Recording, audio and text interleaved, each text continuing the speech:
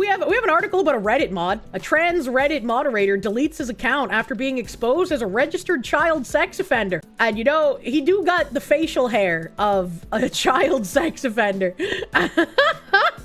A predator is actually a predator? No fucking way. Reddit users are expressing outrage after learning that a moderator involved in 3 of the largest trans-focused subreddits is a child sex offender, and may have received protection from another transgender moderator. Wow! Wow, it's like an Ouroboros of degeneracy and awfulness. Brandon Michael Dunleavy, also known as Bryn or U/Ranchin Anarchist, has deleted his Reddit account since the revelations. Information about Dunleavy's identity first began circulating on Reddit on Saturday after user Living East posted a warning on his account claiming that user Cedar Wolf, the top moderator at r/male to female, attempted to keep a convicted child predator on the r/male to female moderator team. Man, as a non-Reddit user, this sentence is like the worst thing I've ever read. Mods new? Mods new, brother man. Mods new. It happens so often you barely need to notice anymore. Battleizer, thank you. It's the least shocking headline you've heard all week. Thanks, I hate it. You know, some things just are, unfortunately. In his post, user Living East described a dispute that had emerged on r/MTF involving user Cedar Wolf, hinting that the two had a falling out that ultimately had prompted user Living East to come forward and clarify the allegations. Hold on here a second. So Living East is the one who posted the warning that Cedar Wolf, who is a top moderator at MTF, was hiding the fact that there was a child predator on the MTF moderator team. But then, wasn't user Living East also hiding that fact because he didn't come out and say it until he had a falling out with the mod Cedar Wolf? This is like another Destiny saying, if I go down, I have so many streamers I can take down with me. It's like, bro, if that's true, just release the names. Like, what do you mean by this?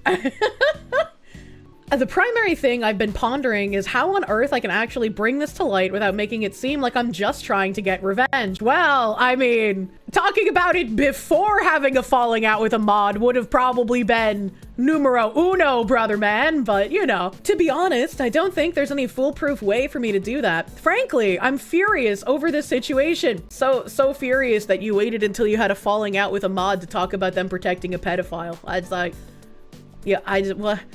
This moderator's primary reasoning for excluding me from the community was to quote-unquote protect the children from my weird-ass kink posts, which were always marked 18+.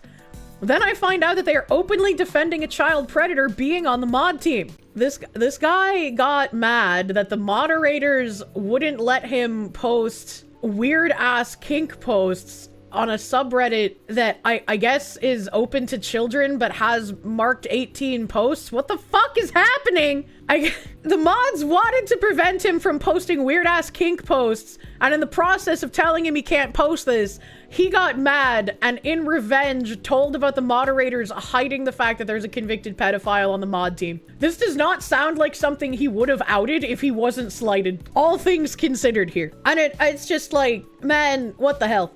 User Living East included a number of screenshots from what appeared to be a private Discord conversations in late 2025. In one message, the top male-to-female moderator Cedar Wolf, under the handle Cedar Paw, expresses a reluctance to remove Dunleavy from the team because, quote-unquote, the next few years are going to be very hard for trans folks, and instead suggests Dunleavy change his username to better hide his identity. The next few years are going to be very hard for trans folks, so we need to keep a child predator on the mod team. Man, why would you do such a thing? Like even just removing his personal retardation for a second. If you genuinely believe, right? If you're one of these people on the left who genuinely believes no trans people are groomers, there's not a single trans person who's ever done anything wrong, and the only reason they get called groomers is because the bigoted far right wants to paint them as groomers and a danger to children when they actually aren't, right? If you believe that, why would you keep a child predator on the team, thus proving the supposed far-right bigots correct? Why would you do that? That doesn't even make any sense from that point of view. Things are going to be harder for trans folks, so let's make it more difficult. Oh my god, bro. User Cedarwolf suggests Dunleavy can establish a fresh Reddit reputation under a new username by spending a week on other subreddits. And this Discord screenshot says, on the one hand, I don't want to lose capable people during such a difficult time, barring a fortuitous meteorite or someone finally sniping the orange. What the fuck? Yo, that's like unironic. What are you doing? Chloe! I assume the next few years are going to be very hard for trans folks. It's going to be rough before things get better. On the other hand, having a username that can be easily traced to a real-life person is going to create vulnerability and danger. Especially with that past record floating around, not just for Bryn, but also for the rest of us. I think the wisest and most prudent course of action would be for Bryn to change their username to something a bit more shielded from their regular life, and get that established by spending a week on R All Rising. Or you just get rid of him. The wisest and most prudent course of action is, hey, you're a child molester. You're a registered child sex offender. Get the fuck out of the mod team. Why is that so difficult? Why is that so hard for people? Why does it seem so difficult for literally everyone to get rid of problematic moderators? Like, using the word problematic unfucking ironically right here. Like, it seems like bizarro world to me whenever I encounter anyone who's incapable of getting rid of moderators that cause fucking problems. I have gotten rid of moderators for a multitude of different issues. Lying about my friends, fucking trying to struggle session community users, fucking being outwardly white supremacist. Like, I have had to get rid of moderators for so many different reasons. Why is it so difficult for other people? I don't get it. Is this why you castrate the mods, right? It just doesn't make any sense. And it feels like so many people just want to continue having problems because they can't say no to one person. Not just the best course of action, it should be the only option, right, man? Very likely because most of the mods knew their dirty secrets, so if one goes, they turn on the rest. I mean, probably. Having a Chinese spy girlfriend. Yeah, that happened. We got rid of a mod for that. This degenerate needs to be given a second chance by you need to be shoveled into a hole because you're a landlord. Make it make sense. These are the people who will try to ruin people like Leaflet and Nux for not preventing any underage people on their Discord channel. I mean, the most you can do is say this is an 18+ Discord, don't join, and use the moderation tools Discord has given you. Like, come on, man. Was that about a Chinese honeypot moderator? No, the moderator himself wasn't a Chinese honeypot. He got Chinese honeypotted. Too awesome for you, thank you. It's a network of mods, being nepoed into positions of power. And it's kind of wondrous, right? Like, how do so many of these kinds of people end up worming their way into positions of power? A mod had a Chinese spy girlfriend, what the fuck? Yeah, dude, my mod lore goes kind of crazy. How'd you figure out he was honeypotted? Did him having a girlfriend suddenly become suspicious? Bro, I can't remember the entire story. I know I made a fucking post on it when we demodded him. And then, like, he ended up coming back and, like, explaining even more about how much of a honeypot his girlfriend was after they broke up. And I was like, wow, who could have seen that coming? I'm so shocked. But I don't remember. Let me see if I can find my, like, pinned post on it. Mav met a woman like 4 months ago at work and decided he wanted to date her. This was December 2023. They date and she has some sort of spy network in the Discord collecting info on him because she sees him as her ex and doesn't trust him. I forgot she was that fucking crazy. I completely forgot that, like, she thought that he was... The story was that she thought he was her ex, like, pretending to be someone else. And that's why she was sending people to spy on him. Mav tells us about the people collecting info in the Discord, and we tell him to get us names so we can remove people doing weird shit, while simultaneously telling him that this woman is a fucking weirdo who has more red flags than a communist parade in China. A woman breaks up with Mav because of his posts in this server. I forgot about that too! Imagine your girlfriend breaking up with you because of Discord posts. Dang, that's nuts. Mav waffers on wanting to ask this woman for info and who's collecting info because he wants to get back together with her. That's right. We were like, please, dude, if there's actually people in this server collecting info, whether it's like whatever the fuck is going on or if it's specifically on you, like, we don't want people in here as like data agents. That's fucking weird. All right? Tell us who they are. And he was just like, I can't ask her who they are because, like, she won't want to tell me and I really want to get back together with her. And if I try to press this issue, she's just going to get angry and think I'm hiding more things. Oh my God. I completely forgot about how fucking awful this whole scenario was. Datations. Mav also has sex with Redacted and plans to get together with his ex-wife during all of this. So we also berate him for being an idiot.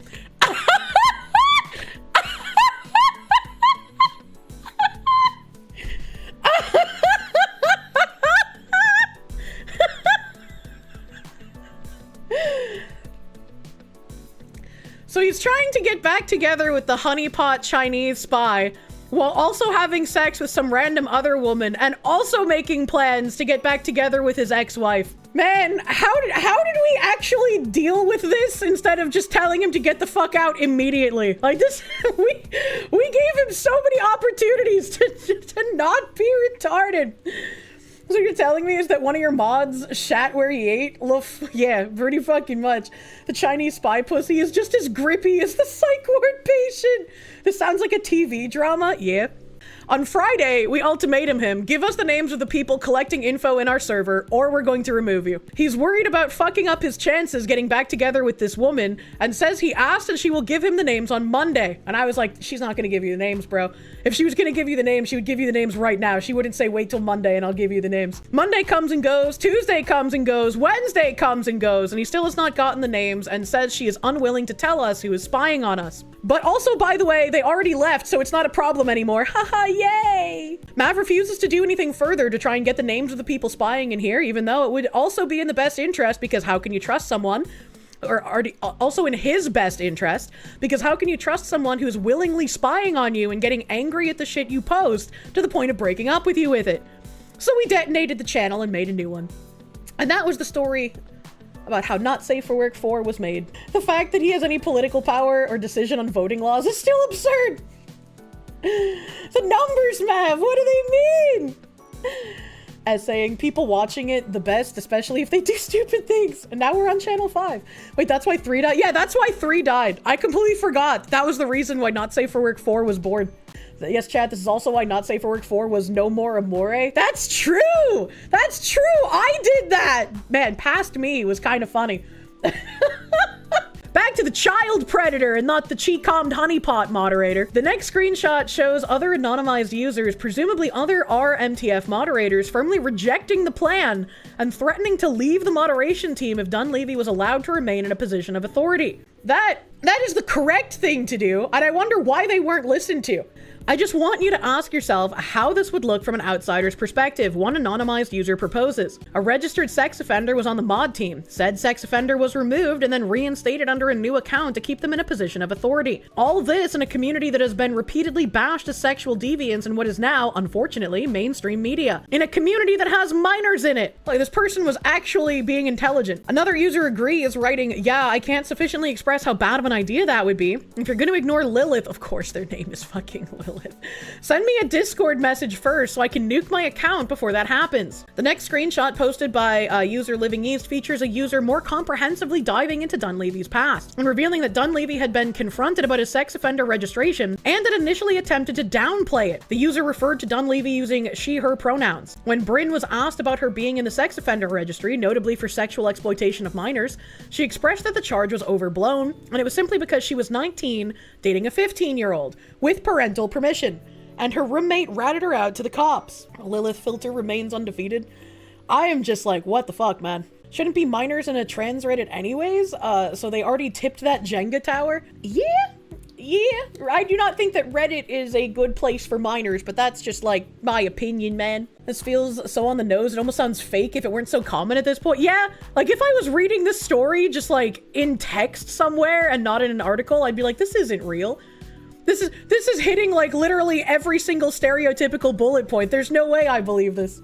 Dunleavy was convicted under South Carolina Code 1615-410, a law dealing with third-degree sexual exploitation of a minor. Under 1615-410, a person commits the crime if they knowingly possess material, photos, videos, digital files, etc., that shows a minor engaged in sexual activity or in sexual explicit nudity. In simple terms, the statute mainly targets possession of child pornography. In the screenshot posted by user Living East, the anonymized user continues by noting that Dunleavy's explanation had seemed suspicious. Turns out Bryn had been going onto child sexual abuse material websites, collecting child sexual abuse material content, and hanging out in underage chat rooms to solicit sexual interactions from minors, the user reveals. Can I just say, like, first of all, if there's a website you can go to for that stuff, you're about to get arrested, man. Like, that...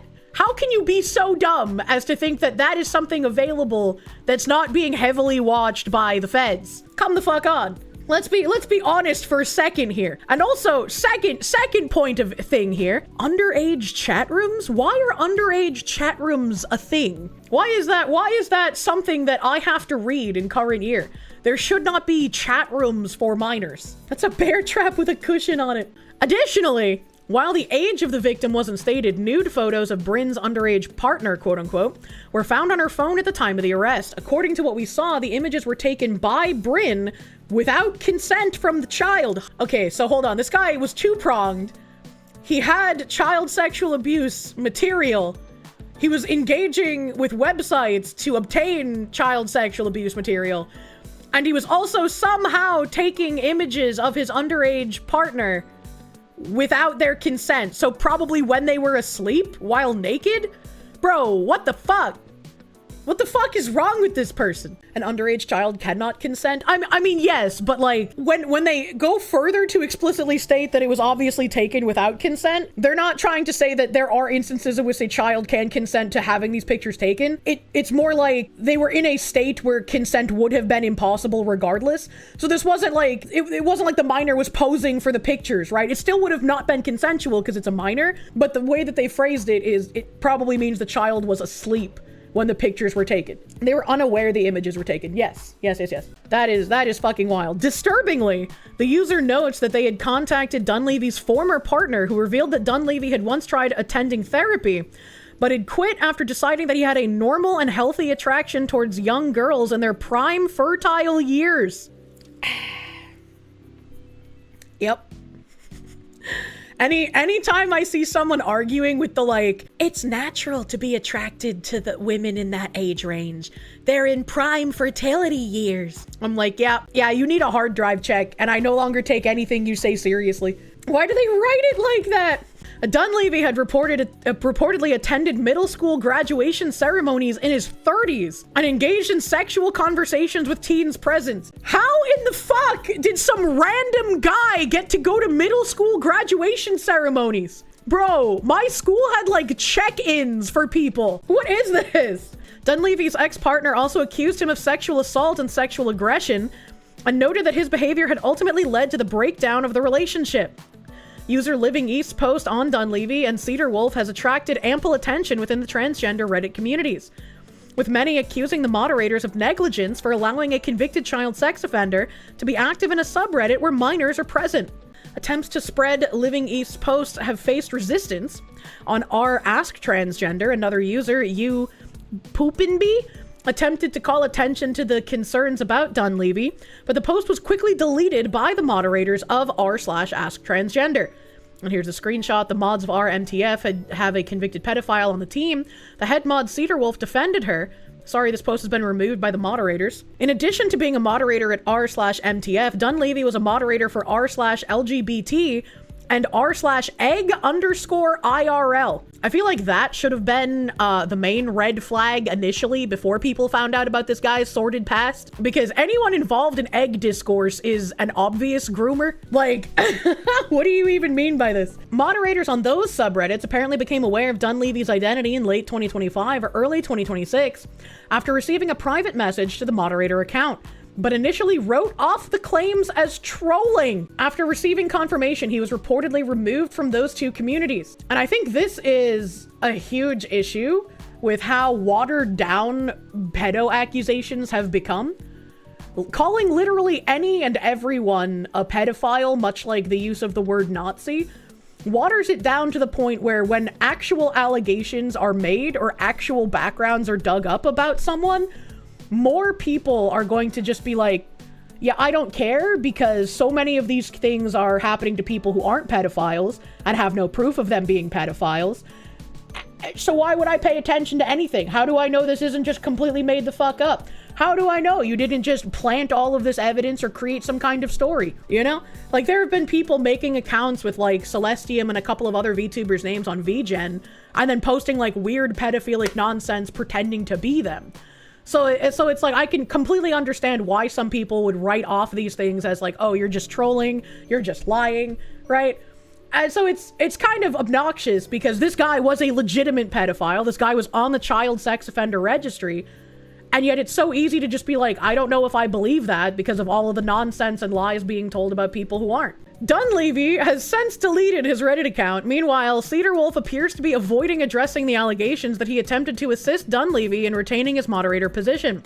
Users on RMTF appear to now be calling for Cedar Wolf's resignation as a result, while others have announced their decision to leave the subreddit due to the controversy. Reddit has repeatedly experienced scandals involving trans-identified users in positions of power, both in voluntary moderator positions and those directly employed by the company. Most notably, in 2021, widespread protests were seen across the site after Amy Challenor was brought on as a top-level administrator. Challenor, also known as Amy Knight, is a trans-identified male who was formerly seen as a rising star within Britain's Green Party. 3 years prior, however, he was forced to pull out of the race to become deputy leader of the party at just age 20, after it was revealed that he had hired his father to work on his campaign after being charged for the rape and torture of a 10-year-old girl. I remember us going over this article previously. I vaguely remember this story. Challenor, nevertheless, hid his father's sickening past from the public before it was discovered in what the party would later call a major safeguarding risk. While under scrutiny, Challenor's romantic partner was similarly embroiled in controversy after internet sleuths discovered he had admitted to becoming aroused while fantasizing about children being sexually abused. You know, I know we went over this previously, but reading it again brings back the feelings of disgust in full force. These are pictures of Amy. Nathaniel Knight, a man who admitted to fantasizing about children having sex and using mind control on them. And Katrina Swales, another trans woman who has a baby fetish. How do you have a fucking fetish for babies? What is wrong with you? I don't understand these people. After being hired on at Reddit as a top administrator, multiple popular subreddits locked their communities down in protest of Challenor's involvement in the site's administration. He was later terminated from the post. Good! Scandals have continued to abound on the platform, including when in 2022 the site banned the term groomer as being a slur against the LGBTQ community. This received pushback from many users and groups such as Gays Against Groomers. By banning this word from their platform in such terms, Reddit is not only inadvertently expressing their support for the grooming and abuse of children, but also paints our community as those who support and engage in it. Jamie Mitchell, the founder of GAG, told Redux at the time. Which is very true. When you start banning things in the name of protection, that's in a way admitting that, yes, these words are descriptive of this community. Therefore, it's offensive to use them. It's a very weird situation. In another controversy, a transgender Reddit moderator who was allegedly involved in banning a subreddit for women critical of gender ideology was revealed to have a prior conviction for domestic abuse. I am so shocked, man. ICE Vermont police face scrutiny following Dorset Street standoff. ICE had a warrant, and that was why agents were able to wrench 3 immigrants from a South Burlington home, prompting an intense hours-long confrontation between law enforcement and activists. Okay, good. They were able to detain the people. The criminal search warrant signed by a federal judge in Vermont was what local and state police say compelled them to provide security for the federal agents who pushed through a human blockade and rammed down the door to the Dorset Street home. Good. I'm glad they didn't just stand there and do nothing like I expected them to. I am happy to be proven wrong. Thank fuck. Then, the next morning, the U.S. Attorney for the District of Vermont revealed the man who Immigration and Custom Enforcement agents were pursuing, a Mexican national who said they fled them in the morning, crashed into 2 vehicles, and retreated to the home, had not been taken into custody. The subject of the search warrant wasn't inside. So wait, hold on. They had an arrest warrant for one specific guy, and the guy wasn't there, but they were able to arrest other people? That's crazy! They went for one and they got 3, but not the original one? Instead, federal agents detained 2 Ecuadorian sisters, one 20 and the other 31, who they encountered in the home, along with a 31-year-old Honduran man, according to federal court records. They were taken to state prisons before being transferred to the Department of Homeland Security custody, their attorneys said. The attorneys have filed petitions to prevent DHS from transferring their clients outside Vermont while they pursue their release. It was excessive, it was unnecessary, said Nathan Varag, an immigration attorney representing the younger sister, speaking of the raid. They ended up traumatizing an entire family, all for nothing. The revelation raises additional questions about ICE agents' enforcement tactics and investigative competency in Vermont. It is also amplifying public scrutiny of the controversial decision by local and state law enforcement on Wednesday to assist them. That's really weird. So they can still execute the original warrant, right? Police in Burlington and South Burlington and elected leaders across Vermont have sharply criticized the federal agents. Republican Governor Phil Scott said in a statement Thursday that their actions showed a lack of training, coordination, leadership, and outdated tactics that put both peaceful protesters and Vermont law enforcement in a difficult situation. I hope this guy gets primaried. I hope people in Vermont can get this guy out of his seat and get an actual conservative into that seat instead. That is an insane thing to say.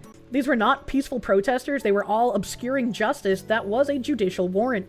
And their problem is that they arrested other immigrants and not the correct one. Like, why would they let other people potentially breaking the law as well as harboring an illegal, which is also an illegal thing to do? Why would they think that this is a bad thing? Why would anybody be talking out against this? That doesn't make any sense to me. The confrontation culminated on Wednesday evening when ICE agents strode toward a group of activists who were surrounding the last federal vehicle that remained in the street, sprayed them with chemical irritants, and set off flashbangs. Videos showed agents pulling demonstrators from the ground and thrusting them aside before the car drove away. So the ICE agents were trying to ensure that the vehicle didn't incur more damage, as well as they could drive away without accidentally running over anyone. And you're trying to paint this as a bad thing? What are we doing here? By then, activists and police had been clashing in the street for hours. Once ICE agents took the 3 immigrants into custody, the demonstrators rushed into Dorset Street in an effort to prevent the agents from leaving. State police in full tactical gear stood eye to eye with them, preventing most from approaching the vehicle. The clashes spread up and down the street, which local police had closed down. As federal agents looked for other ways to leave, protesters blew whistles in officers' faces, screamed insults, and threw objects at their cars. This is once again probably trying to create another Alex Purdy situation where they can have someone interfere to a degree that they eventually end up having lethal force used against them. And the more like string of martyrs that they gain, the more they can use that to browbeat the politicians who are going to handicap ICE from doing their jobs. I hate that. I hate that, and I think it's grotesque to want to put yourself in harm's way in order to try and protect criminals. Local and state law enforcement said they acted with restraint despite being pushed and spit on by activists and pelted with water bottles and clods of mud. Vermont State Police said in a statement Thursday, local police did throw protesters to the ground in instances that were captured on video. I don't see a problem with that. If the protesters were getting up onto the officers, if they were assaulting the officers, I don't see a problem with this. If they were obstructing the attempted arrest of these immigrants, I don't see a problem with that. If the officer just like meandered up to some random person on the sidewalk and threw them down, that would be a problem. But after seeing tons of hours of footage over the last few years, I don't give these protesters any benefit of the fucking doubt. And they're like the mindless patsy guys from Mad Max. Witness me? Pretty much. A Thursday press release from Burlington Mayor Emma Mulvaney Stanak stated that one Burlington police officer had used pepper spray, and an officer was under review for allegedly using excessive force. State police also acknowledged Thursday that one trooper sprayed an irritant after someone smashed the window of a VSP van that was leaving the scene. What does VSP stand for? 8 activists were detained during the chaotic encounter, and state police cited 3 people with disorderly conduct. State police on Thursday provided a more detailed account of the negotiations between local and federal law enforcement leading up to the search of the home. The agency's statement describes a dilemma that Vermont law enforcement believed they faced: stand aside and risk a dangerous clash between aggressive federal agency and a large group of determined protesters, or help ICE execute its search warrant and have more control over the level of police force used. The agency said ICE had planned to bring additional federal resources from out of state to assist in their search, but the feds agreed to scale back their response if local law enforcement could help their agents stay safe. The statement also revealed that the feds asked Vermont State Police to deploy its Critical Action Team, a heavily armed force trained in crowd control, to the scene once activists refused to let authorities inside the home. The specialized troopers pushed aside activists and pulled them from the front steps so ICE agents could enter the residence and escort the 3 immigrant detainees to the agents' unmarked cruiser. Nikhail A University of Vermont professor and state Senate candidate who participated in the protest said the troopers' conduct amounted to collaboration. They're unironically getting mad that local police forces are helping ICE. Man. There's a row of threatening state troopers that are blocking access to the home, he said during the raid. They've been throwing protesters to the ground, people who are standing here peacefully to protect one of our neighbors, just from being detained and thrown into a dungeon in Louisiana or another country. So you just outwardly admit that you're obstructing law enforcement and are mad that law enforcement is not letting you obstruct them? What kind of clown world are we living in right now? Like, this is exhausting to fucking read. His comments were echoed by Chittenden County Senator Tanya Vahovsky, who said she witnessed state police quite happily participating in aiding federal agents. That's because if local police are assisting, there's going to, in theory, be far less violence, far less issues. There are more men to assist the actual arrest going through.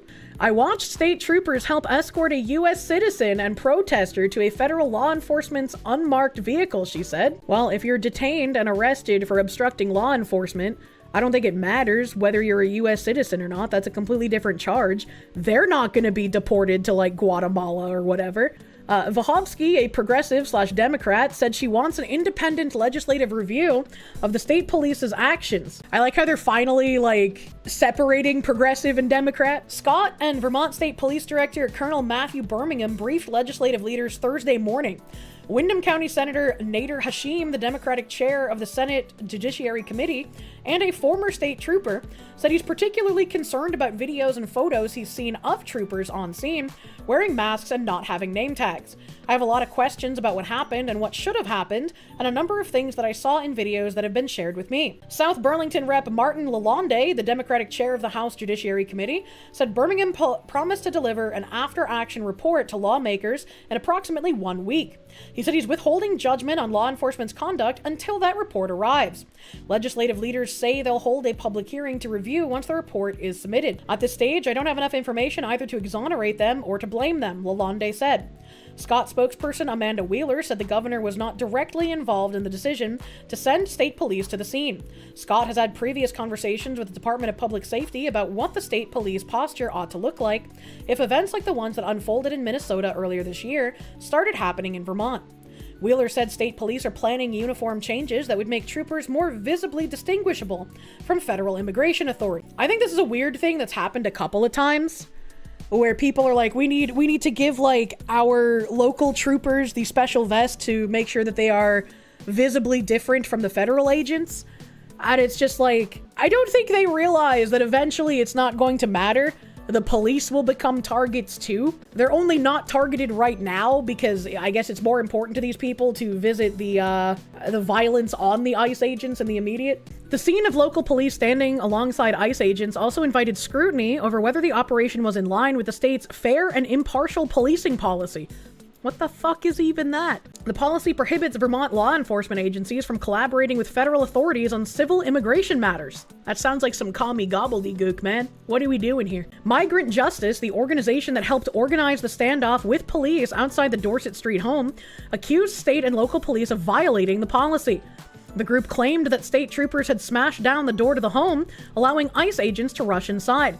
A claim that is contradicted by video taken by Vermont Public. So the group is already lying even though there's public video footage. The footage shows federal agents wearing vests over plain clothes striking the door with a handheld battering ram. I'm exhausted. I don't think these people realize that the amount of their protests towards immigration officials trying to arrest the illegal immigrants who have a criminal record is causing more and more people to have a poorer view of immigration in general. Like, if you people aren't even allowing the arrest of, like, child molesters and murderers and violent people, we can't trust you for what you're saying you're going to protect and what we need as immigrants in this country. Why would anyone trust you if you're protecting these actual violent people? Is the big question. The fair and impartial policing policy does not stop state police from aiding federal agents in criminal cases. The warrant issued for Davy Daniel Corona Sanchez was for an alleged criminal offense of re-entering the United States after previously being deported. However, the 3 individuals arrested inside the Dorset Street home were not named in that warrant. Allegations of fair and impartial policing violations are generally investigated by an officer's employing agency or, in some instances, the Vermont Criminal Justice Council. So the guy that they were going to arrest, he had the criminal offense of re-entering the United States. So he entered multiple times illegally after being deported. So first time, then deported, then entered again. We're not sure what the other 3 individuals were arrested for. I would say probably harboring a criminal, right, would be the most reasonable thing to come to mind. But if all 3 of them are also immigrants, it's like, I wonder what their records show as well. After the first deportation, it's a felony. The ACLU Vermont stopped short of saying that police had broken the policy. I can't sit here today and say this or that provision of the FIP clearly were or were not violated. Legal Director Leah Ernst said. Ernst, however, noted that the policy emphasizes that enforcement of federal criminal immigration law is generally not a priority for state and local police. Excuse me, why would enforcement of federal criminal immigration law generally not be a priority? Should that not be a priority for you to keep your local constituents safe? For you to keep the American citizens under your umbrella in a safe state? Like, why would that not be a priority? That doesn't make any sense. Why, when the state's policy is that enforcement of federal criminal immigration law is not a priority, are we expending what appears to be an extraordinary amount of resources if that's what facts show? Ernst said she has serious concerns with videos and pictures she's seen of the state police response on Wednesday. She said state and local law enforcement officials can play an important role in protecting the public from wildly out of control and cruel and violent ICE and CPB agents. What about protecting the agents from the wildly out of control and cruel people who pretend to be protesters? What about that? This is actual insanity that they just expect everyone who hates the feds to take their side. It's just like, no, you are so crazy and out of control and violent. You have forced me to defend federal agents. I will never forgive you for this transgression. In his statement, the governor also assigned responsibility for the chaotic scene to some protesters whom he referred to as those there to agitate. Their actions and those of federal officials further escalated a situation that was avoidable from the start. The 31-year-old woman who ICE detained during the search is a mother with children in the South Burlington School District. Her attorney, Kristen Connors, wrote in court filings. She lived in the home that ICE raided, the documents assert, and had a hearing in her pending asylum case scheduled for 2027. Oh? So what you're saying is that she has children in a school district taking places from potentially American students? That's interesting. What is her pending asylum case? Why is she requesting asylum from Honduras? That's a question I have. The woman was taken to the state's women's prison, Chittendale Regional Correctional Facility, before being released into the custody of the Department of Homeland Security. U.S. Judge Jeffrey Crawford approved an emergency restraining order preventing federal authorities from transferring the woman outside Vermont, a tactic that ICE has used in previous immigration cases. The sisters would not typically be a target for detention by immigration officials, Virag, the other immigration attorney said. If not for the warrant targeting a man who was not even there, Virag said, they wouldn't have been picked up. Absolutely not. So what you're saying is that they would have gone under the radar for a bit longer? Why did they get picked up? Right? They don't tell us this. I'm assuming it was initially because of harboring a fugitive if they had that guy living in the house with them. Otherwise, I would like to know why they were detained. I would like to know.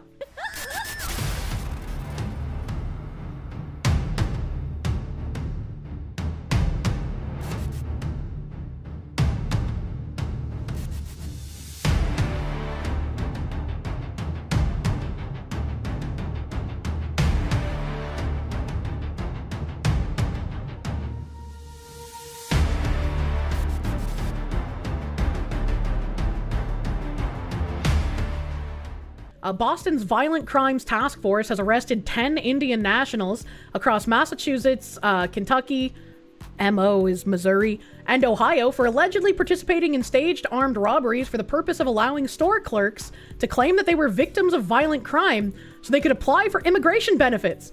An 11th Indian national who was deported to India has also been charged. Learn more. Free migration is the peaceful option. 11 Indian nationals charged with visa fraud conspiracy. Defendants allegedly participated in staged armed robbery so that victims could apply for immigration benefits.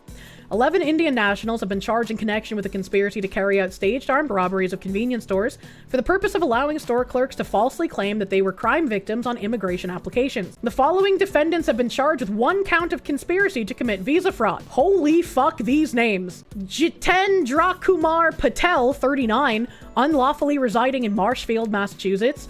Mahesh Kumar Patel, 36, unlawfully residing in Randolph, Massachusetts. Sanjay Kumar Patel, 45, unlawfully residing in Quincy, Massachusetts. Dippy Kaben Patel, 40, deported to India after unlawfully residing in Weymouth, Massachusetts. Ramesh Bahai Patel, 52, unlawfully residing in Eubank, Kentucky. Amita Bahen Patel, 43, unlawfully residing in Plainville, Massachusetts. Ranakumar Patel, 28, unlawfully residing in Maryland Heights, Mississippi. Sangin Taben Patel, 36, unlawfully residing in Randolph, Massachusetts.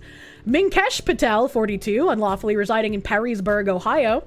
Sonal Patel, 42, unlawfully residing in Perrysburg, Ohio.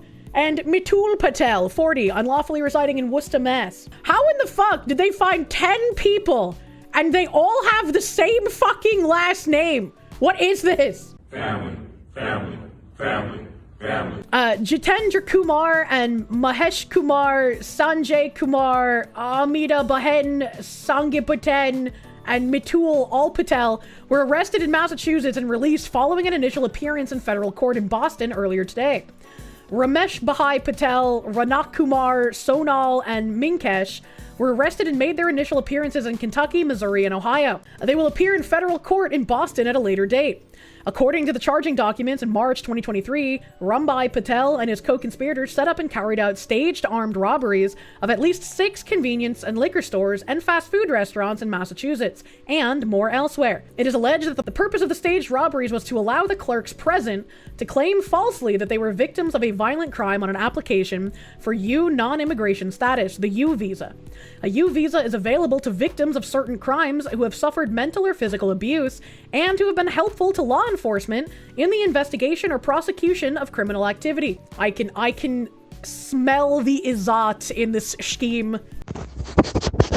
In the course of the alleged staged robberies, the robber would threaten store clerks and or owners with an apparent firearm before taking cash from the register and fleeing. How would they have been an owner of a fucking shop if they weren't here, like, legally? While another level of scams are going on, they apply for SBA loans for the businesses and then bring in family and transfer the business every few years for a new SBA. Yeah, we've read about that before. We've read about how that happens, and I mean, they've closed up immigrants being able to get SBA loans. I'm pretty sure we covered that on stream. Or was illegal immigrants able to get SBA loans. But again, I feel like if you're an immigrant, you're coming here because you can already support yourself. There should not be any sort of like welfare kind of stuff for immigrants. I know loans are different. And I don't think you could preclude legal immigrants from getting loans. But I don't think any kind of like welfare program should apply to them.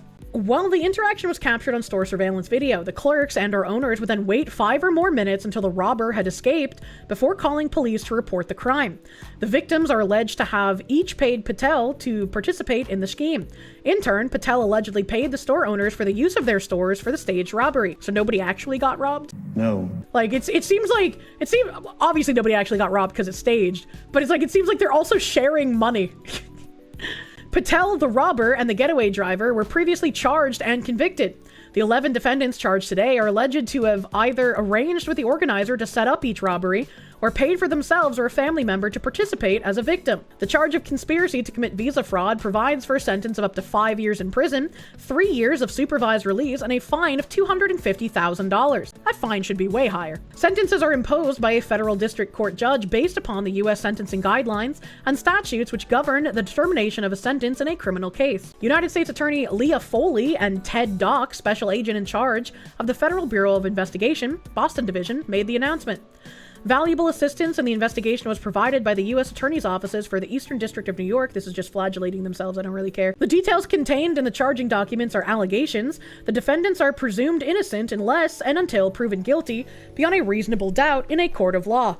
Like, I kind of waved off reading this paragraph because it's just like congratulating all the departments that helped in this. I'm glad they did this. I just didn't want to rattle off a paragraph of names. Need to start making the punishments harsher? Yes, very much so.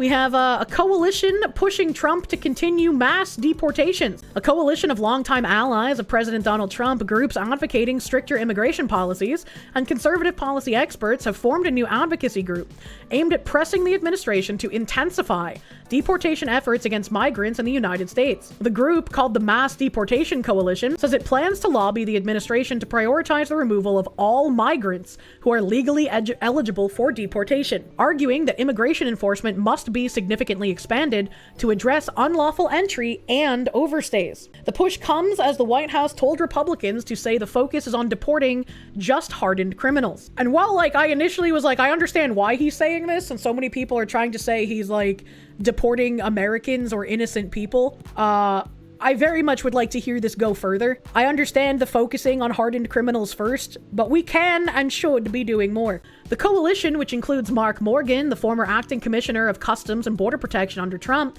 former Blackwater CEO Eric Prince, that's weird, and conservative think tanks such as the Heritage Foundation, the group behind Project 2025, commissioned new polling to back its theory that deporting migrants means wins in November. Yes, they are correct. The survey conducted by the top Trump polling group, McLaughlin Associates, found that 66% of likely 2026 voters support deporting any migrants who enter the country illegally. 58% said they support deporting all deportable migrants, not just violent criminals. True and real. Overwhelmingly, Trump voters expect this from the administration. They don't just support it, they expect it.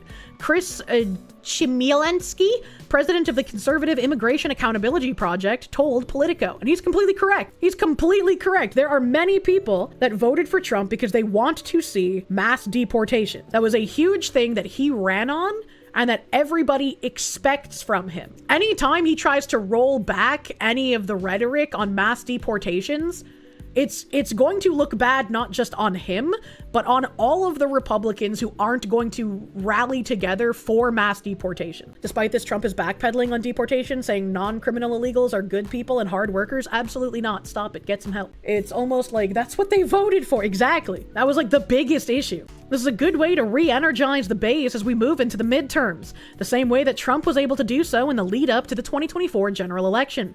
Immigration has long been Trump's signature issue and was a central theme of his 2024 campaign. His first year back in the White House saw sweeping changes in enforcement and an infusion of billions of dollars to the agencies tasked with carrying out his agenda.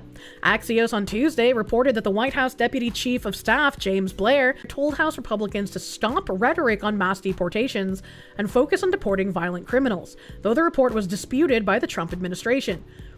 Yeah? I mean, if he did say that, he's a fucking retard. Appealing across the aisle is not going to make more people vote. If your base wants mass deportations, they're going to reject voting for you if you do not give them the mass deportations. President Trump's highest priority has always been the deportation of illegal alien criminals who endanger American communities, White House spokesperson Abigail Jackson said in a statement. Nobody is changing the administration's immigration enforcement agenda. We do need the mass deportations. We need a restore Britain, but for the U.S. A bullet shepherd, thank you. Never be concerned with what Trump says, only with what he actually does, and what he's doing is the same hard line on deportations, despite what groypers and black pillars cry about. I again would just like to see less local places capitulating to crazy people so that more jobs could get done in these deportations. On another thing, I don't know who Randy Ogles is. I've talked about him briefly before, and I'm pretty sure I quote retweeted something with this. The Hart-Keller Immigration Act of 1965, in conjunction with the Immigration Act of 1990, is the most recent declaration of war Congress has ever passed. Not only did this legislation declare war on American culture, but it has also been sending foreign troops to every American community to steal their jobs, erase their religion, and infiltrate their schools. I'm preparing a monumental bill that repeals Hart-Keller, ends the H-1B visa scam, ends chain migration, and creates a whole new character-based system that would make America look like America again. The Assimilation Act is how we can save our culture and secure our country. I absolutely think this will not pass. I don't think anything about this will get through Congress. And I think that anyone who votes against this in Congress should be a target of being primaried. Anyone who votes against this in Congress, in the Senate, wherever the fuck, that is a representative that does not care about you as an American, does not care about the people who legally emigrated here decades ago in order to become a part of this country. They want things to be worse for all of us who have made this country our home. Anyone who votes against this, I would see as a traitor to the United States. And so hopefully, at a bare minimum, because I don't think this would pass with our Congress as it is now, anyone who votes against it, those should be the people that you seek to unseat from chairs of power. So it will at least give us a working list of everyone that should no longer be a part of Congress. Goes for any party alignment. If Fetterman voted for it, you'd still consider him a Democrat, albeit one proven to have a brain. Yeah, this goes for regardless of their political affiliation. If a Democrat voted in favor of this, I would be completely for them. All members of Texas Antifa cell convicted in first federal terrorism trial. That's nice, ain't it? That's nice to see. You love it. In Fort Worth, Texas, a federal jury in Fort Worth have convicted all 9 members of a North Texas Antifa cell in the first federal Antifa terrorism trial in U.S. history. The verdict followed 2 full days of deliberations after a trial that lasted 12 days. Benjamin Song, Cameron Arnold, a Trantifa known as Autumn Hill, Bradford Morris, another Trantifa activist known as Megan Morris, Zachary Evitz, Savannah Batten, Marciela Rueda, Elizabeth Soto, Ines Soto, and Daniel Rolando Sanchez Estrada were indicted last year on federal charges including providing material support to terrorists, rioting, and using an explosive device and obstruction. Jurors found the defendants guilty of providing material support to terrorists, rioting, conspiracy to use and carry explosives, and using and carrying explosives. The jury acquitted the group on 2 of the charges, aiding attempted murder and aiding firearm discharge. Very weird. Very weird. Benjamin Song, whose prosecutor described as the ringleader, wasn't charged with the explosives-related charges, but was convicted of the more serious attempted murder of a peace officer, as well as multiple counts related to discharging a firearm during a crime of violence. Daniel Rolando Sanchez Estrada, a Mexican national, was found guilty of conspiracy to conceal documents and corruptly concealing documents or records after the attack. His partner, Marciela Rueda, was also found guilty of conspiracy to conceal documents after telling him to hide her far-left extremist texts. Jesus Christ, these people are dumb. The defendants, described by prosecutors as members of a North Texas Antifa cell, were accused of carrying out an ambush-style shooting attack on the Prairieland ICE detention facility in Alvarado, Texas on July 4th, 2025. That's kind of insane. They accused of carrying out an ambush-style shooting attack, a trial for terrorism, and they have people supporting them. That's fucking wild. As the verdict was being read out, some of the Antifa supporters started wailing and crying, resulting in 2 of them being ejected from the courtroom. Defendants Zachary Evitz and Bradford Morris broke down in tears. Ringleader Benjamin Song continued smirking. Today's verdict on terrorism charges will not be the last as the Trump administration systemically dismantles Antifa and finally halts their violence on America's streets, said Attorney General Pamela Bondi. Wow, Bondi actually did something? Today's verdict shows the FBI remains committed to identifying, locating, and dismantling Antifa and its funding networks across the country, said FBI Director Kash Patel. The trial was beset by a 1-week delay after a mistrial was declared during jury selection, when the judge learned one of the defense attorneys questioning potential jurors was wearing a left-wing political shirt. I saw someone the other day wearing a t-shirt that said ICE has blood on their hands. And I was like, bro, that is probably a dangerous and violent individual. I will cross the street. Alvarado Police Lieutenant Thomas Gross testified during the first week of the trial that he was shot in the neck during the attack. Help, his blood-stained bulletproof vest was entered into evidence. Antifa supporters had circulated claims online falsely stating that the officer faked his injuries. Not surprising. Jurors were also shown the large cache of weapons and ammunition seized from the suspects.